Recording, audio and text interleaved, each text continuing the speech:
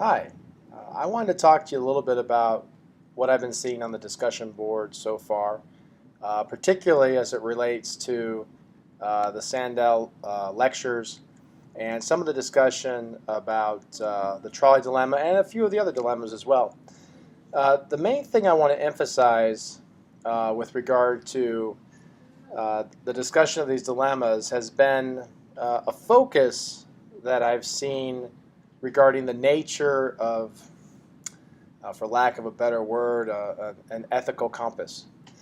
And so some of you have approached the idea that about an ethical compass, and that we each bring to a situation our own moral framework, and then we apply that to the situation.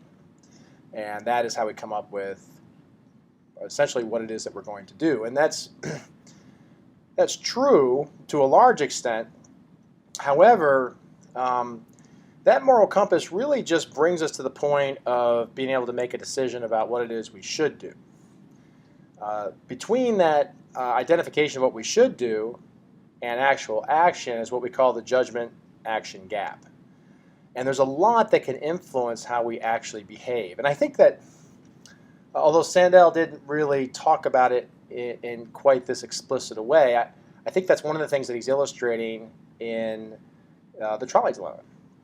The idea that we can have an approach that's based strictly on the math at one point, but then when we keep the math the same but change the characteristics of the dilemma, people will flip their decision. Now, there's actually been a lot of work done on the trolley dilemma that explores why it is that's so.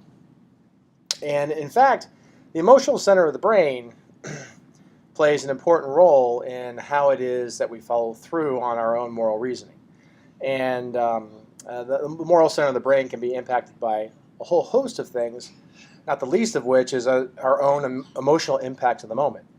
So as we feel emotion, it will change the way we act in a very similar kind of context. And the fact of the matter is, the footbridge dilemma, even in a sterile environment like a classroom or watching through a computer, does impact the emotional center of the brain. Other things will have an impact on you too. Your level of hunger, your how much sleep you've gotten, as well as a host of other sort of biochemical and environmental factors. So my point is that there's a lot to be aware of. It's not, in a class like this and in a philosophy-based class, it's really easy to get stuck in this idea of moral creatures being strictly thinking creatures, that we can sit here, we can read materials, we can think about what we would do, and that tells us who we are as a moral being. But what I want to emphasize to you is that there's a lot more behind acting on these types of moral issues in a real-world environment than simply how we think about them. That only gets us right up to the edge. And then once we're up to the edge, people often act differently. In fact, by and large, people are pretty good at knowing right from wrong. And even in sticky dilemmas where there's multiple different morally defensible options, people tend to lean in one direction or another and be pretty good at picking one. Where people really, I think, go adrift is in actually acting on it. So what I want you to be thinking about as we move forward is, what are those different types of characteristics? What are those different stimuli that might be affecting the person who is the main protagonist in this case?